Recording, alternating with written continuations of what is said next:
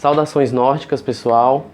Muita gente pergunta por que a gente parou de gravar os vídeos. E bem, a explicação é porque é meio trabalhoso gravar os vídeos, tem que gravar, depois tem que arrumar o espaço da Forja aqui, depois tem que editar. Isso dá um certo trabalho.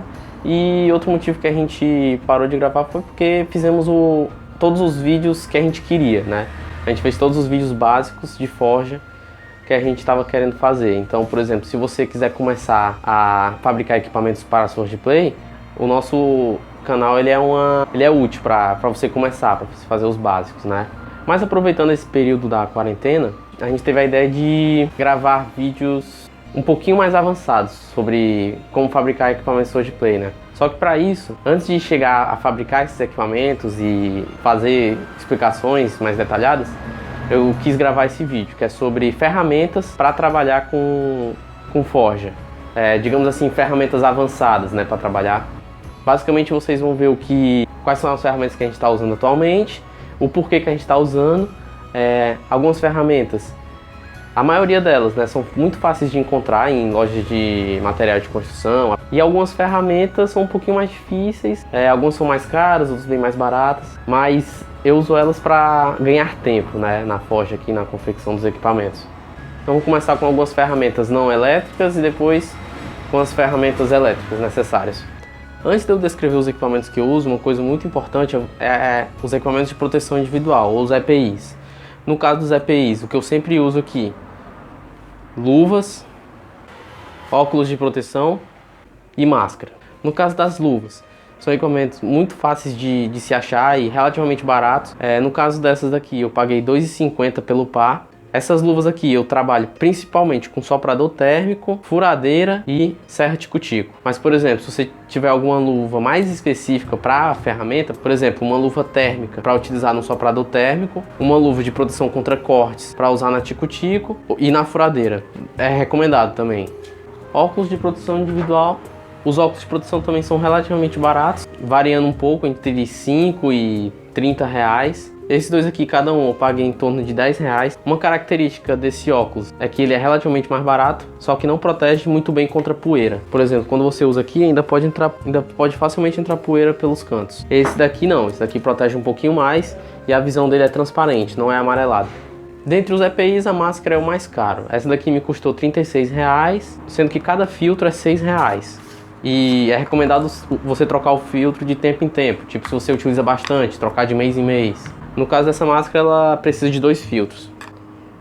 A primeira ferramenta que eu quero mostrar para vocês é essa daqui. Basicamente isso aqui é um cano que está acoplado com uma fresa de trefiladeira. A fresa, existem fresas para outras coisas, mas essa é uma fresa de trefiladeira, né? A fresa de trefiladeira, ela é uma espécie de lâmina que é usada para fazer hastes, né? Você pega uma madeira quadrada, a fresa roda, entra o quadrado e sai arredondadinho, sai um tubo cilíndrico. Isso é muito útil para fazer flechas, né? Porque você economiza dinheiro e você economiza tempo. Você compra um bloco de madeira, você corta ele em vários tubos quadrados e vai passando por isso aqui para arredondar.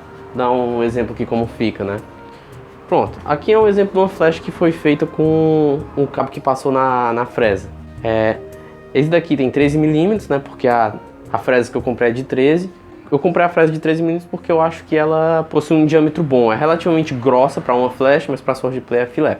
Esse equipamento aqui eu só consegui comprar na internet, eu não achei outro site. Então eu vou colocar o site que eu comprei, porque aparentemente é uma empresa só que fabrica isso, pelo que eu entendi. Esse aqui, quando eu comprei, estava em torno de 80 reais mais o frete. Aí o frete saiu um pouquinho caro, mas não chega a 200 reais. Esse aqui foi 120 e poucos, 124 parece. Para explicar direito, ela faz assim. Ela entra aqui assim. Aí, como é que a gente faz isso, né? Nós colocamos a madeira acoplada numa furadeira. Aí junta essa parte, aí a furadeira vai rodando só o cabo. E quando vai rodando só o cabo, uma outra pessoa segura esse equipamento e vai rodando. Uma coisa importante, para evitar que a fresa se desgaste com o tempo, que ela enferruje, eu recomendo que com o tempo vocês passem um pouquinho de óleo e vão limpando ela. Ela acumula muita madeira aqui na lâmina dela, então a gente sempre remove e passa um óleo para evitar a oxidação. Aí eu guardo. Bem, agora uma outra ferramenta que a gente vai falar são tesouras, né? No começo, quando você está forjando, você só precisa basicamente de uma tesoura que vai fazer tudo que você precisa. Só que depois você percebe que você necessita de alguma coisa um pouquinho mais específica, né? Por exemplo, aqui eu tenho umas tesouras que eu uso elas apenas para cortar tecido, outras para cortar as fitas e outras para fazer detalhes, né? Por exemplo, essa daqui, que é tipo uma tesoura de costureira, ela é muito boa para fazer curva detalhada e tudo mais. Quem costuma fazer equipamento e gosta de ter aquela customização muito detalhada, é muito importante você ter uma tesouras adequadas para o que você vai fazer. Costumam ser relativamente baratas, variando de 3 a 20, 30 reais. Às vezes pesquisando também são um pouquinho mais baratas. A única recomendação na tesoura é você não forçar muito ela. Se você está vendo que o negócio é muito difícil de cortar, às vezes você pode pensar, e se eu optar para usar uma faca no lugar? Aí você usa uma faca. Pronto, ainda nas ferramentas cortantes, tem as facas e os estiletes. Todas essas ferramentas que eu estou falando, é muito importante que você tenha muito cuidado ao manusear elas. E se você for menor de idade, eu não recomendo usá-las, né? Continue na forja básica, ou quando chegar numa parte em que precisa dessas ferramentas, você pede ajuda para uma pessoa mais experiente, porque pode ser perigoso. As facas, existem algumas facas que são um pouquinho diferentes, que servem para ferramentas diferentes, né? O estilete, por exemplo, ele é muito útil para a gente cortar silver tape, cortar papelão, cortar EVA e alguns outros materiais. É mais fácil cortar com outros equipamentos, como as facas. Um detalhe importante dessas duas facas que eu uso é porque eu amolei elas de uma maneira um pouquinho específica. Ela tem algumas ranhuras aqui que é como se fosse uma faca de dente, que essas ranhuras elas facilitam para cortar EVA e para cortar o PI, principalmente. Uma dica para essa ferramenta é que quando ela estiver perdendo o fio, você dá uma lixada nela, uma amolada nela. Além disso, as estiletes e facas também são relativamente baratos. Dá para encontrar 3, 5 reais, 10 reais no máximo, sei lá, tranquilamente. Ou um estilete de maior qualidade pode ser um pouquinho mais caro, né? Uma outra ferramenta muito importante, um arco de serra. Ele é muito importante para você cortar canos PVC e também serve para alguns outros materiais, alguns ferros. Ele é muito interessante quando você precisa de um acabamento um pouquinho mais detalhado. Se eu estiver usando alguma ferramenta um pouco mais bruta, tipo um esmeril ou uma serra tico-tico, para fazer detalhes não é recomendado. Já esse daqui um pouco melhor. E também o arco de serra é relativamente barato, custou em torno de 25 reais. E agora vamos para as ferramentas elétricas, né? Começando com essa daqui, que eu acho que ela é relativamente importante. Ela basicamente foi a primeira ferramenta elétrica que eu tive aqui na forja, uma furadeira. Quer dizer, eu tinha uma que era um pouquinho mais simples que essa, que quebrou e dava alguns defeitos, por isso eu não recomendo a que eu tinha. Eu recomendo esse tipo que eu tenho por alguns motivos. Primeiro, o mandril dessa é de 13 mm, ou seja, quando eu estou trabalhando com uma flecha, a madeira já se encaixa aqui perfeitamente, é muito mais fácil de encaixar.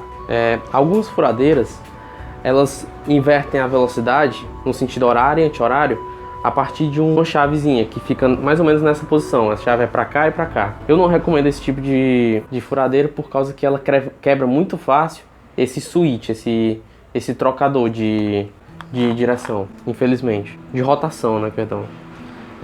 Esse daqui é o que eu mais recomendo, ó. Aqui ele roda no sentido de apertar, ou seja, no sentido horário. E aí quando eu aperto aqui, ele roda no sentido anti-horário, de desapertar.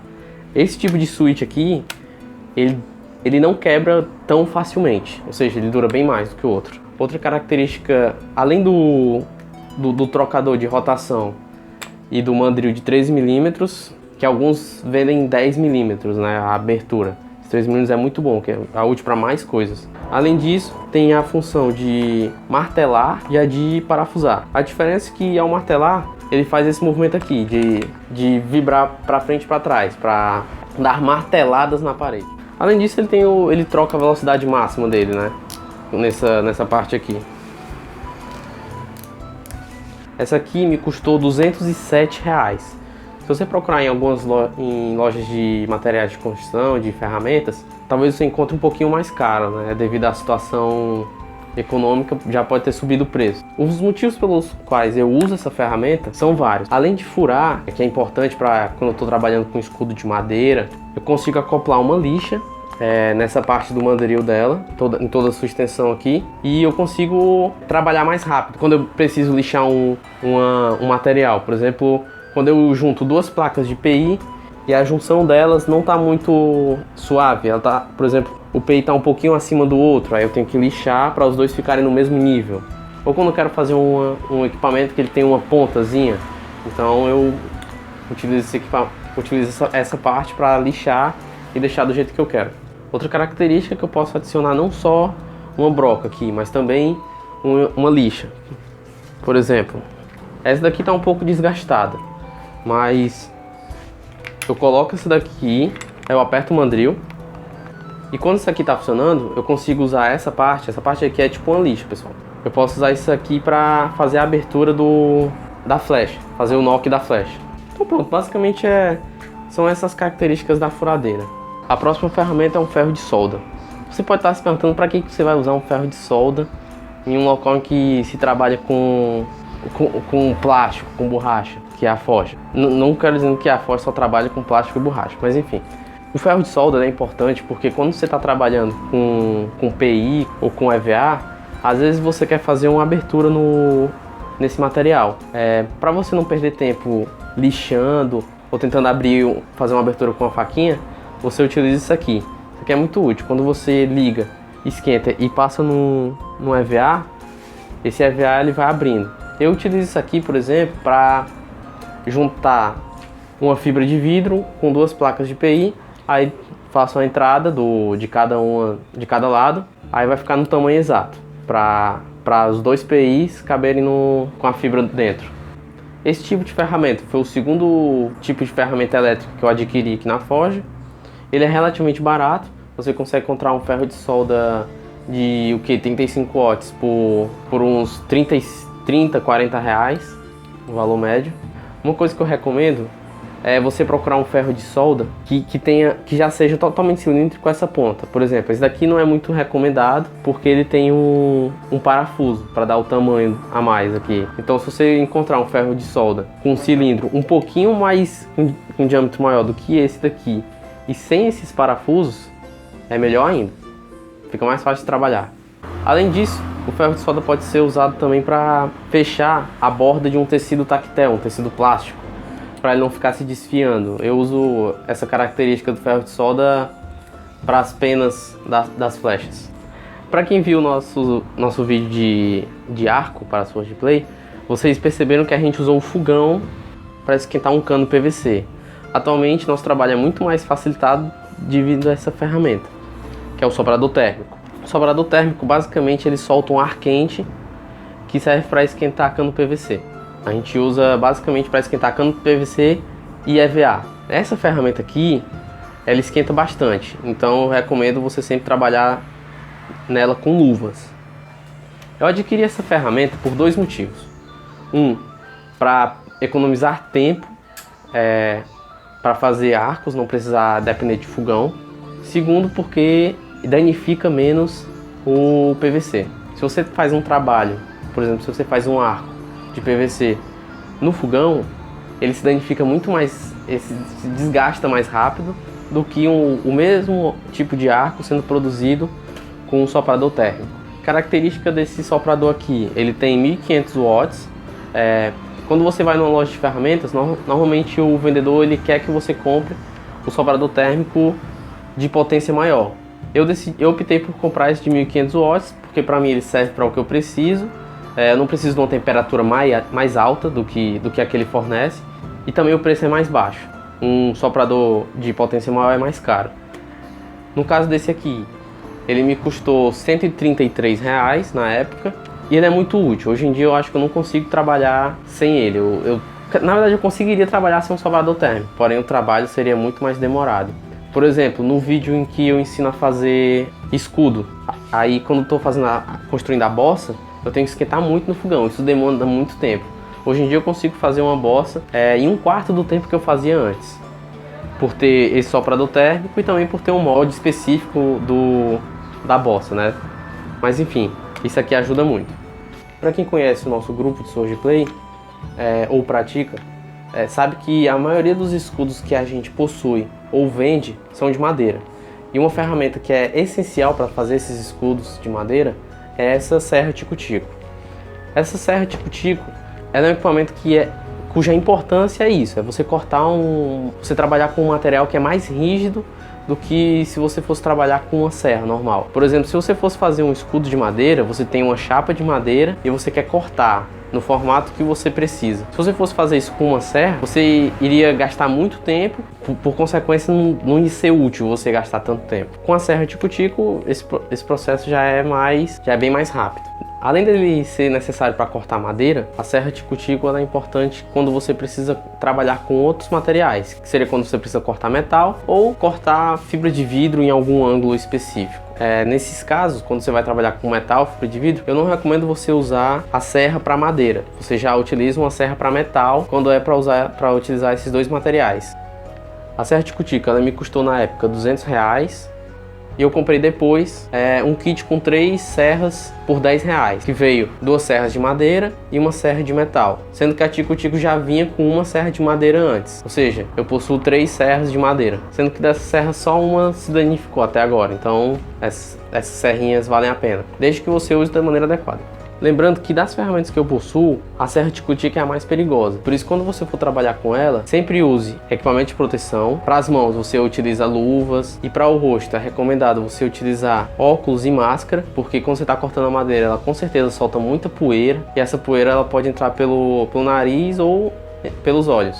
Sempre que você comprar alguma ferramenta, você pesquisa antes ela. Recomendado você pesquisar antes dela, como se utiliza e tudo mais. E ao comprar ela, você sempre dá uma olhada no manual de instrução. Por exemplo, na serra tico-tico. No manual da serra tico-tico diz claramente que você não pode utilizar ela por longos períodos de tempo. Para o caso da forja, que a gente corta o equipamento, depois pega o que a gente cortou e vai trabalhando, isso é tranquilo. Nos próximos vídeos que a gente for gravar, muito provavelmente vocês vão se deparar com alguns materiais diferentes. Então já vou adiantando aqui. A gente tem a ideia de fazer um tutorial de tridente, por exemplo. Só que o tridente que a gente quer fazer é um tridente cuja lâmina seja de fibra de vidro. Então a gente costuma trabalhar com esses materiais aqui, que é a manta de fibra. Ela serve para a gente moldar no formato que a gente precisa. A resina epóxi, infelizmente a minha aqui está quase acabando, que ela é utilizada junto com a fibra. E as próprias fibras de vidro, as varas de fibra. No caso, algumas pessoas podem estranhar essa vara de fibra que eu estou utilizando, porque ela não é uma fibra que é utilizada em aeromodelismo, que ela é um pouquinho mais elástica. O pessoal do Rio de Janeiro, São Paulo, utiliza muito. Essa daqui é o vergalhão de fibra, no caso é o de 10 mm. Eu recomendo um pouquinho mais, só que ela é um pouquinho mais difícil de achar, porque estava sendo vendido na Leroy Merlin, agora a Leroy está parando de vender esse material. A vantagem de se trabalhar com fibra é que você consegue fazer equipamentos mais leves e mais finos, ou, caso você precise, mais detalhados. Então é isso, pessoal. Basicamente esse foi o vídeo sobre ferramentas, um vídeo relativamente rápido. Se você tiver gostado do vídeo, por favor, dê like. Se não tiver gostado, por favor, dê o dislike, mas explique por que não gostou. A gente sempre procura melhorar o formato desses vídeos para o canal. E qualquer coisa vocês deixam nos comentários algumas dúvidas, muita gente deve ter algumas dúvidas. E também quais tipos de vídeos vocês gostariam de ver aqui no canal, quais tutoriais, né? A gente tem a ideia de produzir o tutorial de um tridente, feito na fibra de vidro, e de uma katana, também feito na fibra. E caso tenha interesse, por favor, sigam a gente nas redes sociais, né? A gente tem a página do Facebook e o Instagram. E é isso aí, até a próxima.